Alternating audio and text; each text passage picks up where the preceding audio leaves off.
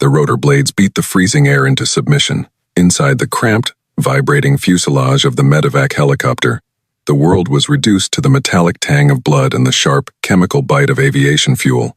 Dawn was breaking over the jagged peaks, casting long, bruised shadows across the valley floor. But inside the cabin, there was only the harsh, artificial glare of the overhead medical lights. Kaylin braced her boots against the vibrating floorboards, her body swaying in perfect, unconscious rhythm with the violent turbulence. She did not look out the window. The sky did not matter. The mountains did not matter. The only thing that existed was the rhythmic, failing pulse beneath her gloved fingertips. The patient was a logger, crushed beneath a shifting load of timber. His chest was a ruin of splintered bone and pooling hemorrhage. The monitor above his head blinked a frantic, erratic warning, the numbers dropping with terrifying speed. Kaylin moved with a terrifying, unhurried precision. There was no panic in her motions, only the cold, calculated efficiency of a high-altitude critical care flight nurse who had spent her entire adult life pulling the dying back from the edge of the abyss. She reached for a syringe of tranexamic acid, her hands encased in tight, black compression gloves. The gloves never came off, not in the helicopter, not in the base station, not in the quiet, lonely hours of the night. They extended past her wrists, disappearing beneath the heavy, fire-resistant cuffs of her dark green Nomex flight jacket. The jacket itself was a testament to 1,000 brutal shifts. It was stained with dried aviation grease, faded by the relentless high-altitude sun, and permanently dusted with the pale, gray soot of a dozen wildfire evacuations. It was heavy, it was suffocating, and it was her armor. She pushed the medication into the intravenous line. Her eyes locked on the monitor. The helicopter banked sharply, dropping 200 feet in a stomach-churning second as it caught a vicious downdraft. Kaylin did not flinch. She simply adjusted her stance, her left hand stabilizing the patient's airway, her right hand adjusting the flow of oxygen. She was 36 hours into a grueling rotation. Her muscles burned with a deep, lactic ache, and the ruined nerves beneath her compression gloves screamed with a familiar, agonizing phantom fire. But she pushed the pain down, locking it away in the dark, silent compartments of her mind. This was the reality of the sky. It was a place stripped of pretense, stripped of politics, stripped of everything except the brutal, binary equation of life and death. Up here, in the thin, freezing air, there were no boardrooms, there were no committees. There was only the blood on your hands and the desperate ticking clock of the golden hour. Kaylin watched the monitor as the patient's heart rate stabilized. A fragile, temporary victory won in the cramped, deafening belly of the machine. She exhaled, a slow, controlled breath that fogged the cold glass of her helmet visor. As the helicopter leveled out, beginning its final descent toward the trauma center in the valley below, Kaylin's mind drifted away from the rhythmic thumping of the rotors. The cold draft seeping through the door seals brought with it a sudden, vivid memory. It was the memory of a different kind of cold. The sharp, biting chill of a remote mountain clinic, miles away from the polished floors of the city hospitals. It was a memory of Vance. Vance was a physician assistant who ran an underfunded, isolated emergency clinic on the edge of the Northern Divide. He was a man carved from the same unforgiving landscape that surrounded his practice, quiet, stoic, and carrying a weight that he never spoke of.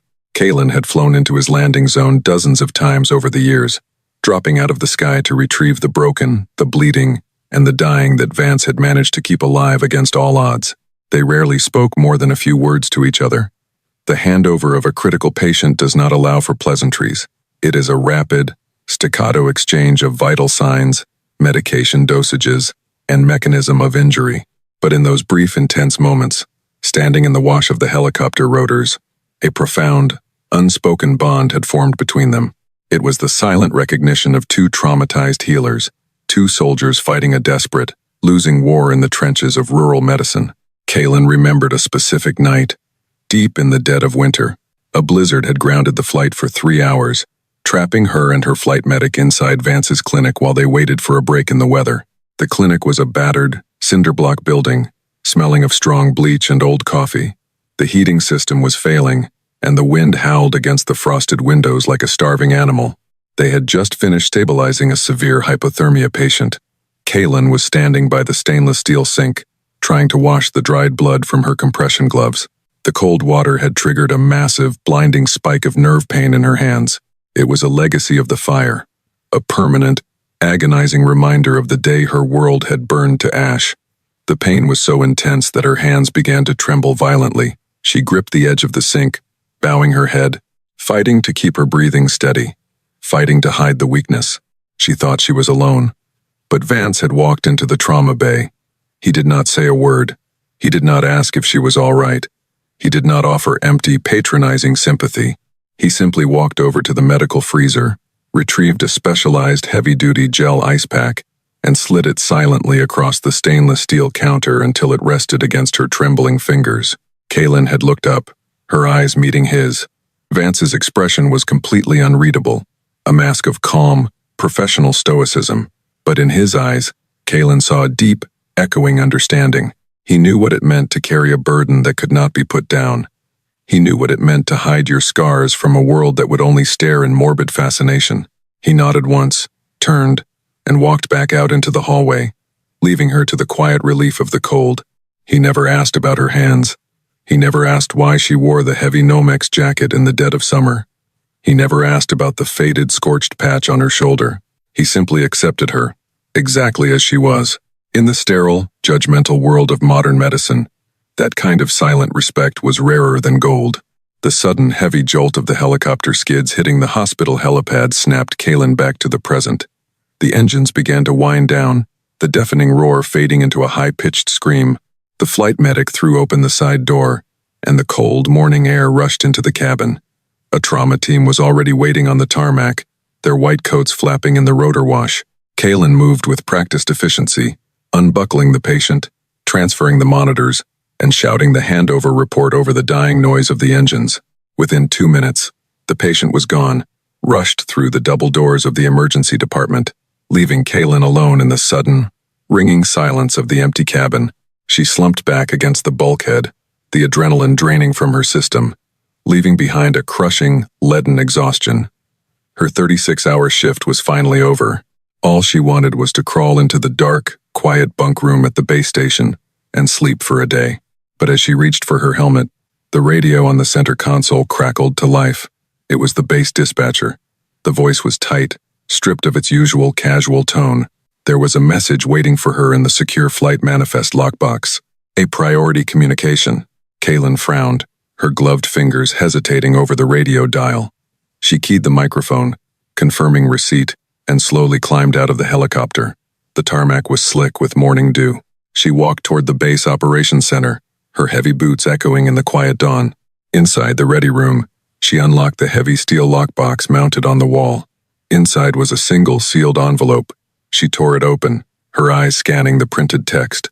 As she read the words, the exhaustion vanished, replaced by a sudden, freezing spike of pure, crystalline focus. It was about Vance. He was facing a catastrophic state medical board tribunal. The hearing was scheduled to begin in less than an hour at the state capitol, 100 miles away.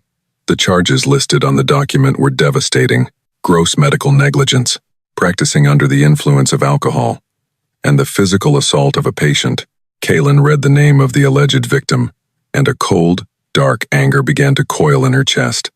The patient was the son of Sterling. Sterling was a name that cast a long, toxic shadow over the entire state medical system. He was a ruthless, polished pharmaceutical magnate, a man who had built an empire on the suffering of others. He owned hospitals. He funded political campaigns.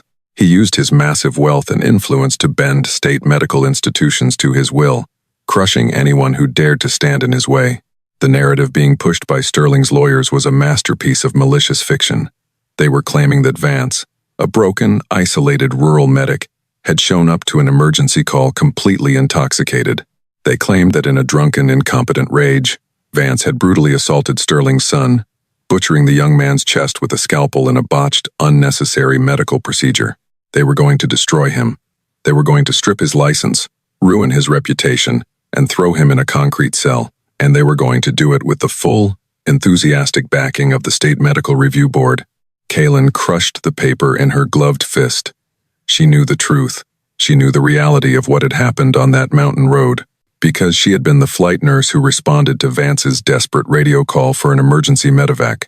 She had seen the scene. She had seen the young girl bleeding in the dirt. She had seen the terrifying, drug-fueled rage of Sterling's son. and she knew exactly why Vance had been forced to cut into the boy's chest. It was not an assault. It was a brutal, perfectly executed field thoracostomy. It was the only procedure on earth that could have. Vance had not butchered the boy. He had saved his miserable life. But the truth did not matter to men like Sterling, and it certainly did not matter to the bureaucrats on the medical board. They only cared about optics. They only cared about pedigree and polished shoes and the massive financial donations that kept their institutions running. Caitlin looked at the clock on the wall. She had less than an hour to cross the state capitol. She did not go to the locker room. She did not shower. She did not change out of her uniform. She simply turned on her heel, walked out of the base station, and climbed into her battered truck. The drive across the city was a blur of gray asphalt and flashing traffic lights. Caitlin drove with the same cold, calculated aggression she used in the sky. Her mind was a fortress, locking away the exhaustion, locking away the pain in her hands, focusing entirely on the sterile, hyper-formal boardroom that awaited her. She knew exactly what she was walking into. The State Medical Review Board headquarters was a temple of bureaucratic arrogance. It was a place of mahogany desks, vaulted ceilings, and hushed, reverent voices. It was a place where men and women who had not touched a bleeding patient in 20 years sat in judgment of those who fought in the mud and the blood every single day. She parked her truck illegally on the manicured plaza in front of the headquarters, ignoring the shouts of a security guard. She killed the engine, stepped out into the bright, morning sun, and looked down at herself. Her heavy, dark green Nomex flight jacket was stained with dried aviation grease and the pale gray soot of a recent brush fire. The cuffs were frayed. The heavy brass zippers were scratched and battered. Her black compression gloves were tight and unforgiving, hiding the horrific, mottled burn grafts that covered her hands and forearms. She smelled of Jet A fuel, strong coffee, and the metallic, unmistakable scent of dried blood. She was a walking, breathing violation of everything the board stood for. She was the visceral, messy, terrifying reality of trauma care, brought directly to their pristine doorstep. She did not care. The jacket was her armor. The gloves were her shield. She walked up the wide marble steps, pushed through the heavy glass doors, and entered the lobby. The transition from the chaotic reality of the street to the suffocating, climate-controlled silence of the building was jarring. The air smelled of expensive floor wax and subtle cologne. Men in tailored suits and women in sharp, designer dresses paused to stare at her, their eyes wide with a mixture of shock and disgust. Caitlin ignored them. She walked past the reception desk, ignoring the frantic protests of the clerk, and headed straight for the heavy oak doors of the main tribunal chamber. She pushed the doors open. They swung inward with a heavy, solid thud that echoed like a gunshot in the massive, silent room. The tribunal chamber was designed to intimidate. A long, curved mahogany bench dominated the front of the room, elevated above the floor to force anyone standing before it to look up in submission. Behind the bench sat the 5 members of the review board. They were meticulously groomed, their faces set in masks of severe, practiced authority. In the center of the bench sat Director Ogden. He was the chairman of the board, a man whose reputation for ruthless, arrogant pedantry was legendary. He was a man who judged medical professionals entirely by their pedigree, their appearance, and their ability to navigate the complex, political waters of the state health system. He was completely, hopelessly detached from the reality of field medicine. At a small, isolated defense table in the center of the room sat Vance. He looked smaller than Caitlin remembered. He was wearing a cheap, ill-fitting suit that looked uncomfortable on his broad, stoic frame. His face was pale, his eyes dark and hollow with exhaustion. He looked like a man who had already accepted his execution. Beside him sat a bored-looking public defender, shuffling through a stack of papers. On the other side of the room, at the prosecution table, sat a team of 4 high-priced corporate lawyers, their briefcases open, their faces glowing with predatory confidence. And sitting in the front row of the gallery, watching the proceedings with a cold, satisfied smirk, was Sterling himself. The heavy thud of the doors slamming against the walls brought the entire room to a dead, freezing halt. Every head turned to look at the back of the chamber. Caitlin stood in the doorway, a dark, soot-stained silhouette against the bright light of the hallway. She did not move. She simply let the silence stretch, letting the sheer, offensive reality of her presence wash over the pristine room. Vance turned in his chair. When he saw her, his eyes widened. For a fraction of a second, a flicker of profound relief crossed his face. but it was instantly replaced by a look of desperate, silent pleading. He shook his head, a microscopic movement, begging her with his eyes not to do this. He knew what she was risking. He knew that stepping into this room, challenging these people, could cost her everything. He did not want her to sacrifice herself for him. Kaylin held his gaze for a long moment. She did not nod. She did not smile. She simply broke eye contact, stepped fully into the room, and began to walk down the center aisle. Her heavy boots struck the polished hardwood floor with a slow, rhythmic, terrifying cadence. Thud, thud, thud. The sound echoed off the vaulted ceiling, drowning out the hushed, frantic whispers that were beginning to ripple through the gallery. Director Ogden leaned forward over the mahogany bench, his perfectly manicured hands gripping the edge of the wood. His face, usually a mask of bored superiority, was twisting into a sneer of absolute, unadulterated disgust. He looked at Kaylin as if she were a stray dog that had wandered into a cathedral. "Excuse me," Ogden's voice cut through the room, amplified by the microphone on his desk. It was a sharp, reedy voice, dripping with condescension. "This is a closed tribunal. The gallery is restricted to approved personnel only. Security, please remove this individual from the chamber immediately." Kaylin did not stop walking. She reached the low wooden gate that separated the gallery from the well of the court, pushed it open, and stepped into the restricted area. She walked directly toward the witness stand, stopping only when she was standing a few feet away from Vance's table. "I am not here for the gallery," Kaylin said. Her voice was deep, resonant, and entirely devoid of emotion. It was the voice she used on the radio when a patient was crashing, a voice that commanded absolute, unquestioning obedience. "I am here to provide sworn eyewitness medical testimony regarding the events of October 14th. I am the flight nurse who responded to the medevac call." The corporate lawyers at the prosecution table immediately began to whisper frantically to each other. Sterling's smirk vanished, replaced by a cold, calculating glare. Director Ogden picked up his wooden gavel and struck it sharply against the sounding block. The sharp crack echoed through the room.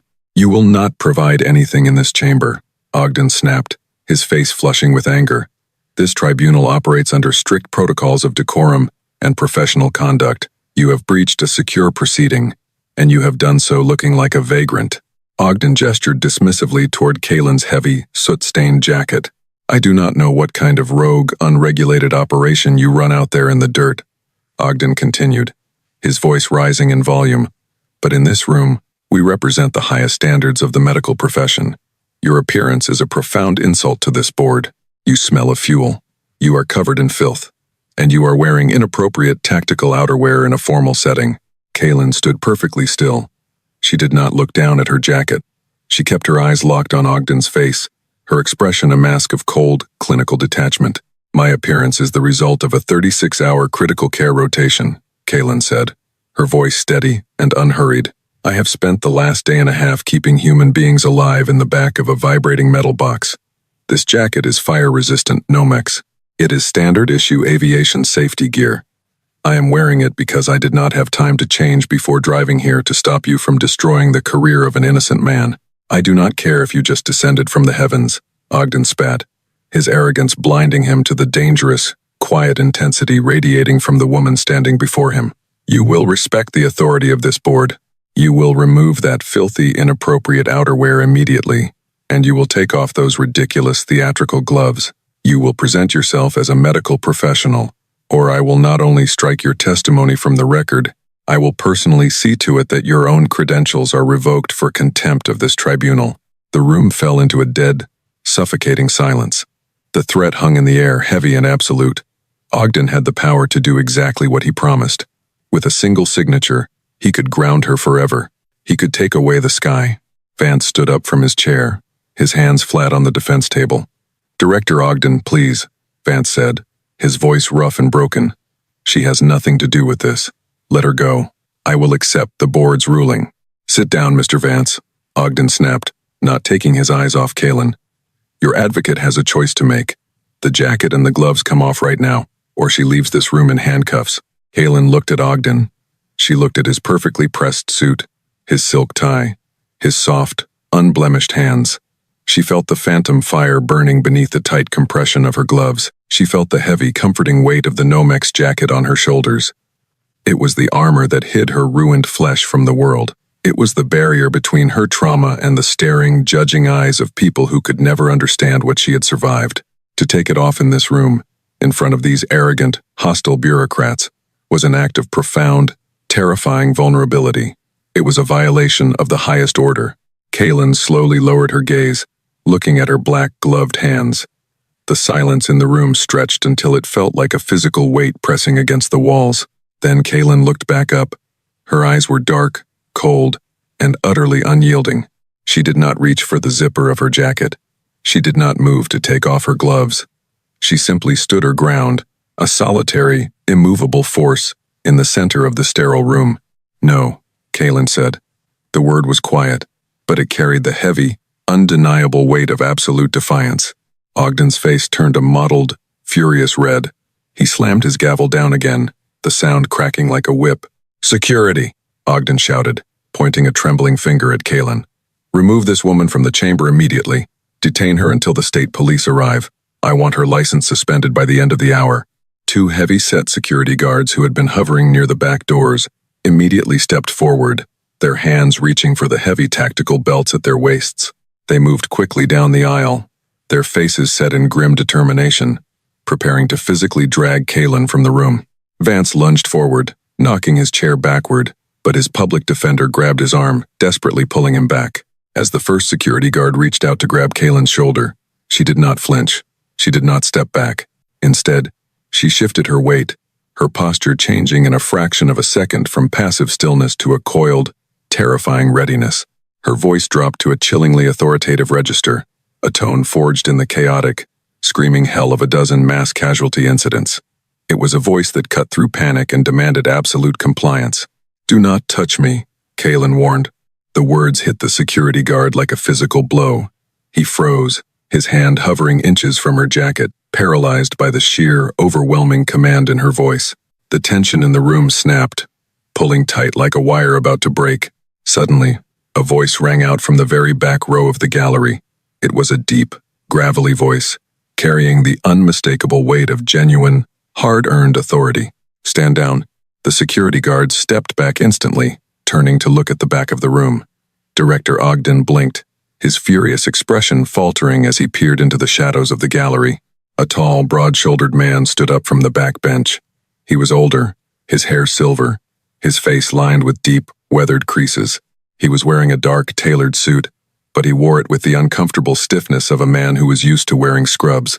It was Dr. Eris Thorne, the State Director of Emergency Medical Services. He was a veteran trauma surgeon, a man who wielded more actual, operational power in the state health system than anyone else in the room. He was a legend in the field, a man who had spent decades coordinating disaster responses and fighting for the resources of rural clinics. Thorne did not look at Ogden. He did not look at Sterling. He was staring intently at Kaylin. Specifically, he was staring at the left shoulder of her heavy, soot-stained Nomex jacket. There, barely visible beneath the layers of dried grease and ash, was a faded, scorched, military-style patch.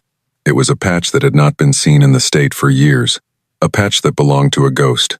Thorne began to walk slowly down the center aisle, his eyes locked on the faded insignia. The entire room watched him in stunned, breathless silence. He stopped a few feet away from Kaylin, his eyes moving from the scorched patch to her face, and then down to the tight black compression gloves covering her hands. A look of profound, staggering realization washed over Thorne's weathered face. The arrogant hostility of the boardroom vanished, replaced by a sudden heavy atmosphere of absolute reverence. Thorne took a slow, deep breath, his voice trembling slightly as he spoke into the silent room. Suddenly, a voice rang out from the very back row of the gallery. It was a deep, gravelly voice, carrying the unmistakable weight of genuine, hard-earned authority. "Stand down." The security guard stepped back instantly, turning to look at the back of the room. Director Ogden blinked, his furious expression faltering as he peered into the shadows of the gallery. A tall, broad-shouldered man stood up from the back bench. He was older, his hair silver, his face lined with deep, weathered creases. He was wearing a dark, tailored suit, but he wore it with the uncomfortable stiffness of a man who was used to wearing scrubs. It was Dr. Eris Thorne, the State Director of Emergency Medical Services. He was a veteran trauma surgeon, a man who wielded more actual, operational power in the state health system than anyone else in the room. He was a legend in the field, a man who had spent decades coordinating disaster responses and fighting for the resources of rural clinics. Thorne did not look at Ogden. He did not look at Sterling. He was staring intently at Kaylin. Specifically, he was staring at the left shoulder of her heavy, soot-stained Nomex jacket. There, barely visible beneath the layers of dried grease and ash, was a faded, scorched military-style patch. It was a patch that had not been seen in the state for years, a patch that belonged to a ghost. Thorne began to walk slowly down the center aisle, his eyes locked on the faded insignia. The entire room watched him in stunned, breathless silence. He stopped a few feet away from Kaylin, his eyes moving from the scorched patch to her face, and then down to the tight, black compression gloves covering her hands. A look of profound, staggering realization washed over Thorne's weathered face. The arrogant hostility of the boardroom vanished, replaced by a sudden, heavy atmosphere of absolute reverence. Thorne took a slow, deep breath, his voice trembling slightly as he spoke into the silent room. Lifeline Actual. The call sign hung in the sterile air of the tribunal chamber. For the polished lawyers and the bureaucratic board members, the words meant nothing. They were just a string of aviation jargon. But for anyone who had worked in the trenches of emergency medicine during the last decade, that call sign was a sacred invocation. Director Ogden recovered his composure, his face flushing with a mixture of confusion and renewed anger. He gripped his wooden gavel, his knuckles turning white. "Dr. Thorne," Ogden said, his voice tight with forced politeness, "I am not sure what you think you are doing, interrupting a closed disciplinary hearing. This woman has breached a secure proceeding. She is in direct violation of our conduct protocols. I have ordered her removal." Thorne slowly turned his head to look at the elevated mahogany bench. The reverence in his eyes vanished, replaced by a cold, surgical fury. He looked at Ogden not as a colleague, but as a diseased piece of tissue that needed to be excised. "You will not touch her," Thorne said. His voice was not loud, but it carried a low, dangerous resonance that made the heavy oak doors seem to vibrate. "You will call off your security guards, Director Ogden. You will instruct them to return to the hallway, and you will do it right now." Ogden bristled, his ego flaring against the public challenge. "You overstep your bounds, Doctor. You may direct the state emergency services, but in this room, I am the absolute authority. This tribunal answers to me. I will not have my courtroom turned into a circus by a vagrant in a filthy jacket." Thorne took one step toward the bench. The physical presence of the man was overwhelming. He had spent his life pulling shattered bodies from the wreckage of highways and collapsed mines. He did not intimidate easily. "If those guards lay a single finger on this flight nurse," Thorne said, his words dropping like heavy stones into the quiet room, "I will personally initiate a federal oversight audit of this entire review board. I will freeze every single state grant flowing into your affiliated hospitals. I will open the financial ledgers of this committee to the public, and I will dismantle your authority piece by piece. Do you understand me, Ogden?" The threat was absolute. It was not a bluff, and Ogden knew it. The color drained from the chairman's face. He looked at the corporate lawyers sitting at the prosecution table, silently begging for an intervention, but they were suddenly very interested in the blank legal pads in front of them. Sterling, sitting in the front row, narrowed his eyes, his predatory confidence faltering for the first time. Ogden swallowed hard. The silence in the room was suffocating. He looked at the two security guards, who were standing awkwardly in the aisle, waiting for a command. "Return to your posts outside the chamber," Ogden muttered, waving a trembling hand. The guards did not hesitate. They turned and walked quickly out the heavy oak doors, the latch clicking shut behind them with a final, echoing thud. Thorne nodded slowly. He turned his attention back to Kaylin. The anger bled out of his posture, leaving only that deep, sorrowful reverence. "I coordinated the radio logistics during the Canyon Ridge firestorm," Thorne said softly, speaking directly to Kaylin. The room was so quiet that every word was perfectly audible. "I was the voice on the other end of the radio when your transport chopper went down in the fire line. I listened to the transmission. I heard the metal tearing. I heard the flames." Kaylin stood perfectly still. Her face remained a mask of clinical detachment, but beneath the heavy Nomex jacket, her heart began to beat with a slow, heavy rhythm. The memories she kept locked in the dark corners of her mind began to push against their restraints. The smell of melting plastic, the blinding, roaring heat, the terrifying, high-pitched screaming of the 6 premature neonates trapped in the burning incubators in the back of her cabin. "We thought you were dead," Thorne continued, his voice thick with emotion. When the ground crews finally reached the wreckage, they found the 6 incubators pulled clear of the fire. All 6 babies were alive, but the flight nurse who dragged them through the burning aviation fuel was gone. You vanished from the public eye. You never claimed the commendations. You never let us thank you. The gallery remained dead silent. Even the most cynical bureaucrats in the room felt the heavy, crushing weight of the history standing before them. Ogden cleared his throat. He was a man incapable of recognizing true grace, driven entirely by his need to maintain control. He saw the narrative slipping away from him, and he desperately clawed it back. "That is all very dramatic, Dr. Thorne," Ogden said, his voice dripping with condescension. "And if this woman is indeed a decorated veteran of the state services, we thank her for her past actions. However, past heroism does not exempt anyone from the rules of this tribunal. If she wishes to testify on behalf of Mr. Vance, she must comply with the dress code. The tactical outerwear and the gloves must be removed. I will not compromise the dignity of this board." Thorne turned back to Ogden, his eyes blazing with a sudden, violent hatred. He opened his mouth to tear the chairman apart, to explain exactly why the legendary Lifeline Actual wore the heavy jacket and the compression gloves. But before Thorne could speak, Kaylin raised her hand. It was a small, quiet gesture, but it instantly silenced the room. She did not look at Thorne. She did not look at Ogden. She looked across the room, past the polished tables, directly into the eyes of Vance. Vance was staring at her. His stoic, unreadable mask had completely shattered. His eyes were bright with unshed tears.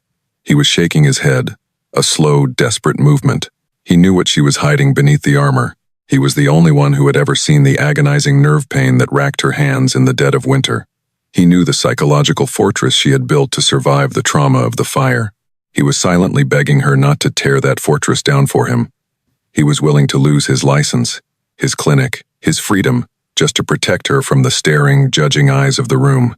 Kaylin held his gaze. In that silent exchange, the unspoken bond between them solidified into something unbreakable. He had given her a cold compress in the dark, asking nothing in return. He had offered her silent, absolute acceptance when the rest of the world would have offered only pity. It was time to pay the debt. Kaylin broke eye contact with Vance.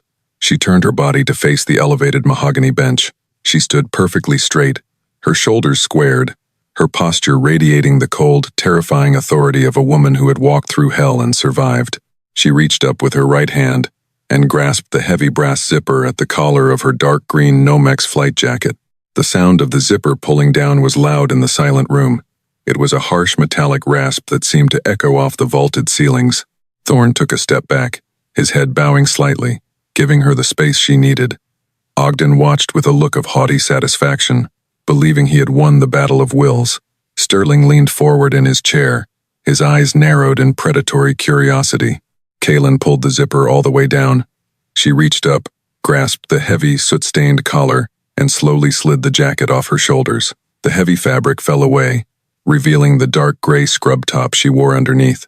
She folded the jacket with precise, clinical movements and draped it over the wooden railing of the gallery gate. The air in the room felt suddenly cold against her arms. Then, she raised her hands. She grasped the cuff of the tight black compression glove on her left hand. She did not rush. She pulled the fabric down, peeling it away from her skin with agonizing slowness.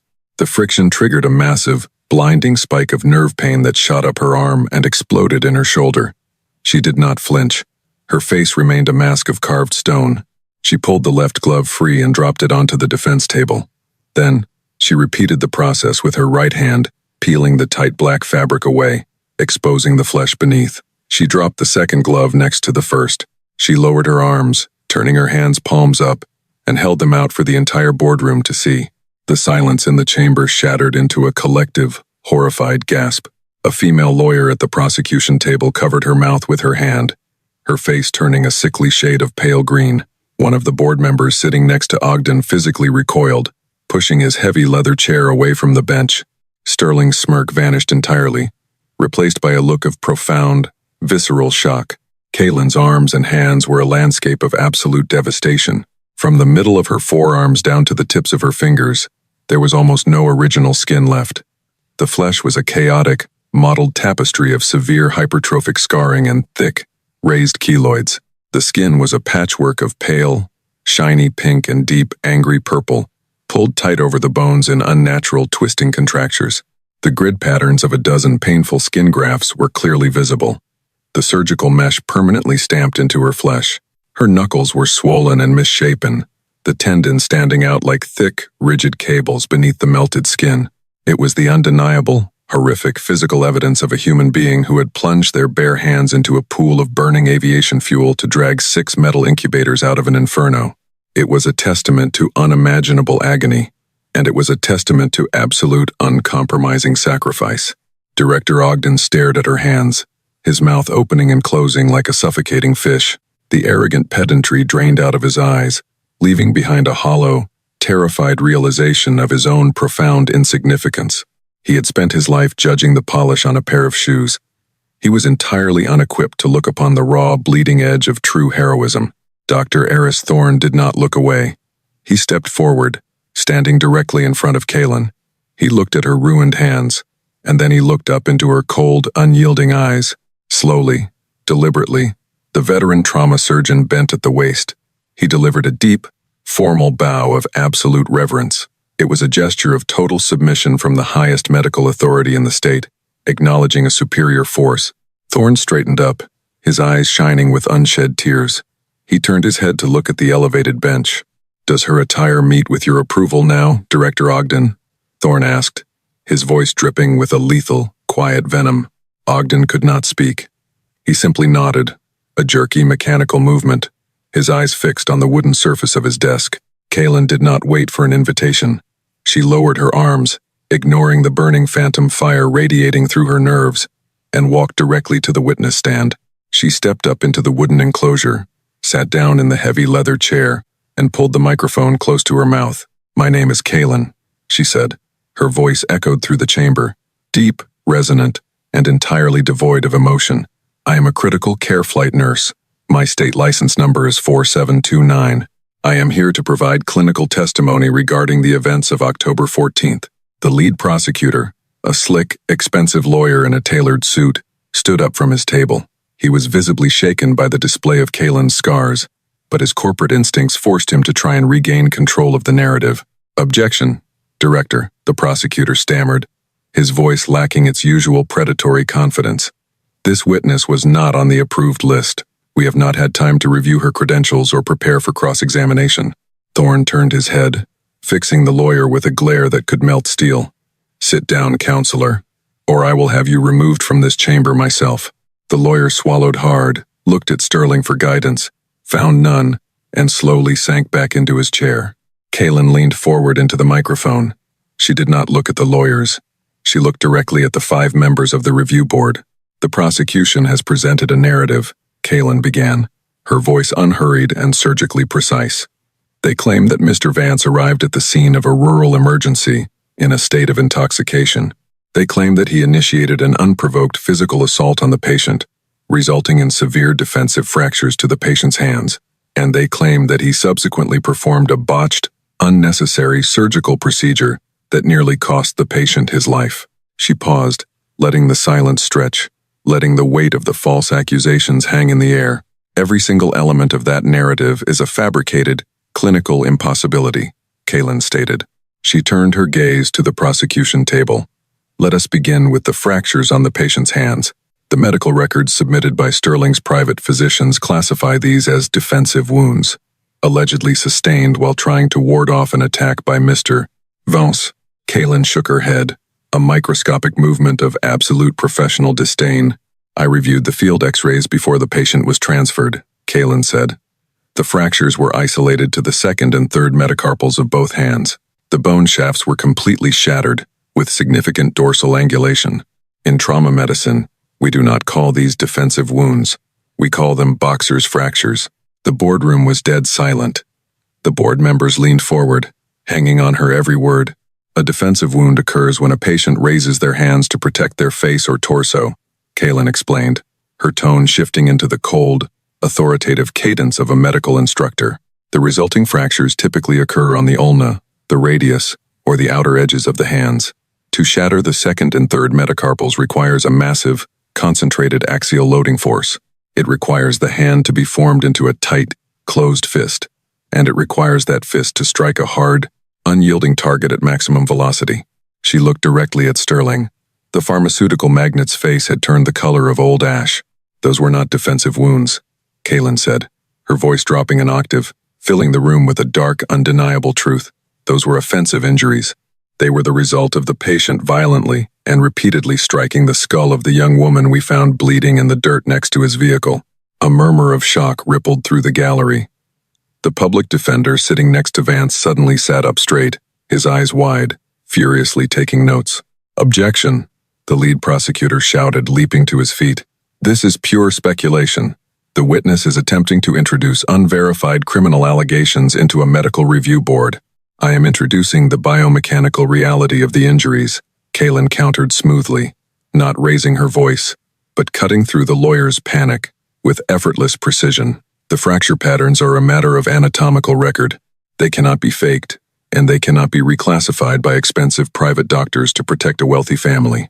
Ogden raised his gavel, but he did not strike it. He looked at Thorne, who was watching Kaylin with a look of grim satisfaction. Ogden slowly lowered the gavel. "Overruled," he muttered. "The witness may continue." Kaylin turned her attention back to the board. "Now, let us address the accusation of medical butchery," Kaylin said. "The prosecution claims that Mr. Vance performed a reckless, unnecessary incision on the patient's chest. They claim it was an assault." She paused, her eyes scanning the faces of the bureaucrats. "When my helicopter landed on that mountain road," Kaylin said, her voice painting a vivid, terrifying picture of the scene, "the patient was in the final stages of a catastrophic cardiovascular collapse. His blood pressure was dropping rapidly. His jugular veins were severely distended. He was exhibiting the classic, undeniable signs of cardiac tamponade. His heart was bleeding into the pericardial sac, and the pressure was crushing the organ to death." She leaned closer to the microphone. "This was not a trauma injury," Kaylin explained. "This was a massive, spontaneous aortic dissection. The inner layer of his aorta had torn open. Without immediate, radical intervention, the patient had less than 3 minutes to live." She looked at Vance. The stoic medic was staring at his hands, the memory of the blood and the mud washing over him. "Mr. Vance did not assault the patient," Kaylin said, her voice ringing with fierce, protective authority. "He performed a bilateral clamshell thoracostomy in the middle of a dirt road, using nothing but a field scalpel and a pair of trauma shears. He cut through the fourth intercostal space. He manually spread the ribs without a mechanical retractor. He opened the pericardium, evacuated the blood, and placed a vascular clamp on the descending aorta to maintain perfusion to the brain." The medical terminology flowed from her lips with a cold, beautiful precision. For the doctors in the room, the description of the procedure was staggering. It was one of the most violent, desperate, and technically difficult surgeries in emergency medicine.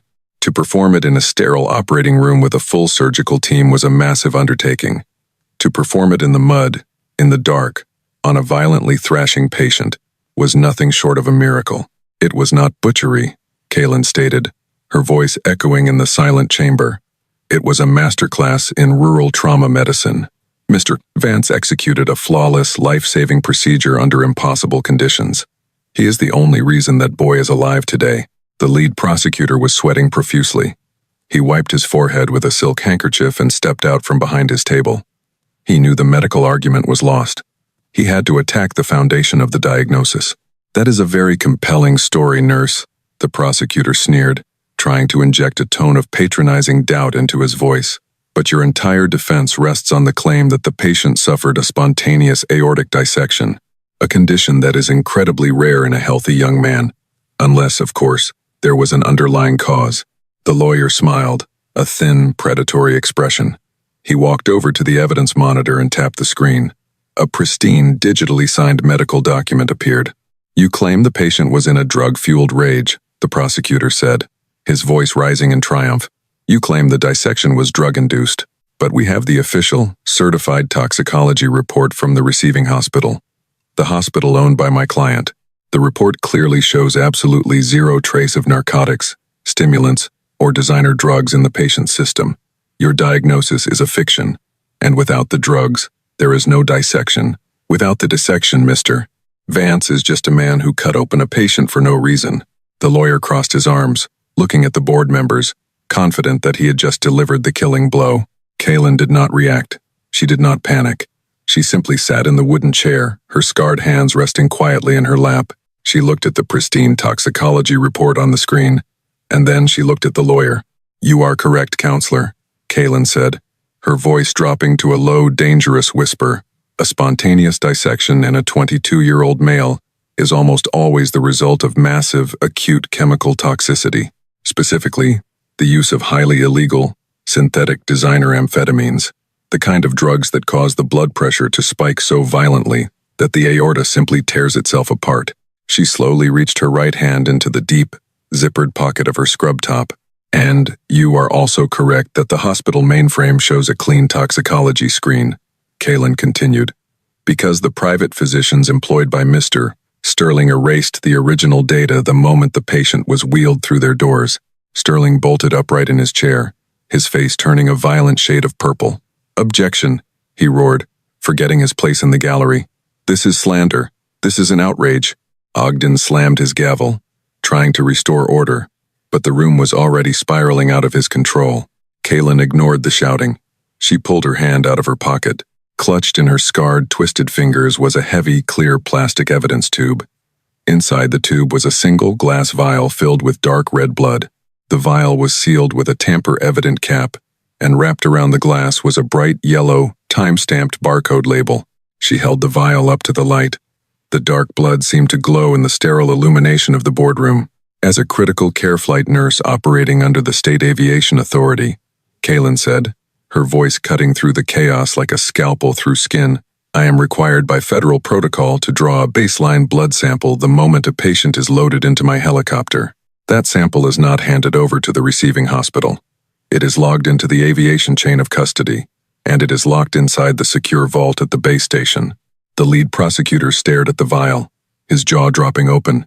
The color drained from his face so fast he looked like a corpse.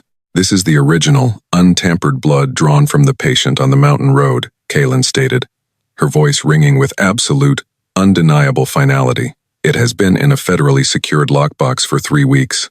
I had the base station run a preliminary mass spectrometry scan this morning before I drove here." She looked directly at Sterling, her eyes cold and merciless. "The blood is saturated with a lethal concentration of synthetic amphetamines," Kaylin said. "It is the exact chemical trigger for the aortic dissection. It proves the patient was violently intoxicated. It proves the injuries to his hands were offensive. It proves that Mr. Vance performed a necessary, life-saving intervention. And most importantly, it proves that the medical records submitted to this board by the prosecution have been maliciously and illegally altered." The boardroom imploded. The corporate lawyers at the prosecution table began shouting at each other, frantically shoving papers into their briefcases, desperate to distance themselves from the massive, career-ending felony of submitting forged medical evidence to a state tribunal. Sterling stood up, his face contorted in a mask of pure, helpless rage. He pointed a trembling finger at Kaylin, opening his mouth to scream, but no words came out. He looked at the board members, looking for the men he had bought and paid for, but they were all staring at him with expressions of absolute terror. Director Ogden was hyperventilating. He realized in a single, blinding flash of clarity that he was sitting at the epicenter of a massive medical cover-up. If he did not act immediately, the federal oversight Thorne had threatened would drag him down into the abyss alongside Sterling. Ogden grabbed his wooden gavel and began striking the sounding block with frantic, desperate violence. "Order! Order in this chamber!" Ogden screamed, his voice cracking with panic. The shouting slowly died down, replaced by a heavy, suffocating tension. Ogden looked at the blood vial in Kaylin's scarred hand, and then he looked at the prosecution table. "The medical evidence presented by the defense is accepted into the record," Ogden stammered, his arrogant pedantry completely shattered. He looked at Vance, his eyes wide with fear. "In light of this new, verified chain of custody evidence, the charges of gross medical negligence, intoxication, and assault are entirely without merit." Ogden swallowed hard, his hands shaking as he adjusted his microphone. "This tribunal immediately dismisses all charges against Mr. Vance, with extreme prejudice," Ogden declared, his voice echoing in the stunned room. "His medical license remains fully active and unblemished. Furthermore, this board will immediately petition the state attorney general to open a criminal investigation into the tampering of hospital records by the Sterling Medical Network." Ogden struck the gavel one final time. The heavy thud sounded like a coffin slamming shut on Sterling's empire. "This hearing is adjourned," Ogden whispered. The aftermath was a blur of chaotic motion. The prosecution lawyers practically sprinted out of the chamber, leaving Sterling standing alone in the gallery, a broken, ruined man. The board members filed out through the back doors, their heads bowed, eager to escape the suffocating atmosphere of the room. Within 2 minutes, the massive vaulted chamber was entirely empty, save for 3 people. Kaylin sat in the witness stand. She slowly lowered her hand, slipping the blood vial back into the pocket of her scrubs. The adrenaline was beginning to fade, and the crushing, leaden exhaustion of her 36-hour shift was rushing back in to take its place. The phantom fire in her hands was a dull, throbbing roar. She stood up from the wooden chair and walked slowly down the steps, moving toward the center aisle. Vance was standing by the defense table. He had not moved.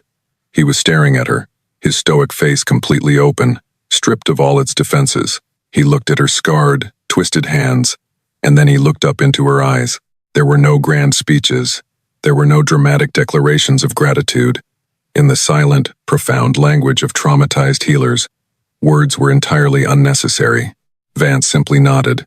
It was a slow, deep nod that carried the weight of a life saved, a career rescued, and a profound, unspoken debt paid in full.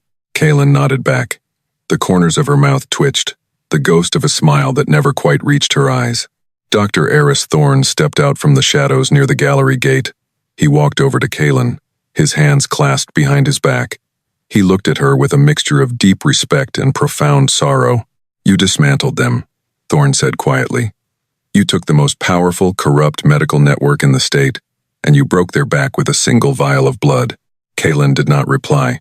She simply looked at the veteran surgeon, waiting for him to finish. "I have an open position at the state headquarters," Thorne said, his voice gentle, offering her a lifeline. "Administrative Director of Emergency Protocols. It is a desk job. It is safe. You would never have to set foot in a vibrating helicopter again. You would never have to freeze on a mountain road. You have given enough, Kaylin. Let me give you a place to rest." Kaylin looked around the pristine, hyper-formal boardroom. She looked at the mahogany desks, the vaulted ceilings, the sterile, climate-controlled air. It was a place of safety. It was a place of rules and order and quiet predictability.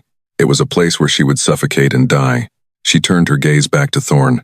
Her eyes were dark, cold, and entirely unyielding. "With all due respect, Dr. Thorne," Kaylin said, her voice dropping back into its deep, authoritative register. "I do not belong behind a desk. I belong in the sky." Thorne looked at her for a long moment. He saw the absolute, uncompromising truth in her eyes. He knew that the fire that had burned her flesh had also forged her spirit into something unbreakable. She was a creature of the storm, a silent guardian who lived in the chaotic, bleeding space between life and death. Thorne smiled, a sad, knowing expression. He stepped aside, clearing the path to the heavy oak doors. "Fly safe, Lifeline," Thorne whispered. Kaylin walked past him. She reached the wooden railing of the gallery gate and picked up her heavy, soot-stained Nomex flight jacket. She slid her scarred arms into the sleeves, the heavy fabric settling over her shoulders like a familiar, comforting weight. She picked up the tight, black compression gloves from the defense table. She pulled them on, one by one, wincing slightly as the tight fabric compressed the ruined nerves, locking the horrific scars away from the world once more. She reached up and pulled the heavy brass zipper all the way to her collar. The armor was secure. The fortress was rebuilt. Kaylin pushed open the heavy oak doors and walked out of the tribunal chamber. She walked down the long, polished hallway, past the staring bureaucrats and the whispered rumors, and pushed through the glass doors into the bright, blinding light of the city afternoon. She climbed into her battered truck, started the engine, and drove away from the state capitol, heading back toward the jagged peaks of the northern divide. She was returning to the cold. She was returning to the deafening roar of the rotor blades, the metallic tang of blood, and the desperate, ticking clock of the golden hour. She was returning to the only place where the scars did not matter, where the past was burned away by the fierce, demanding reality of the present. She was a silent hero, walking among a world that judged by the cover, hiding her sacrifice beneath heavy canvas and tight black fabric. She asked for no recognition. She asked for no thanks. She only asked for the strength to hold the line, to stand in the breach, and to pull the dying back from the edge of the abyss, one failing pulse at a time.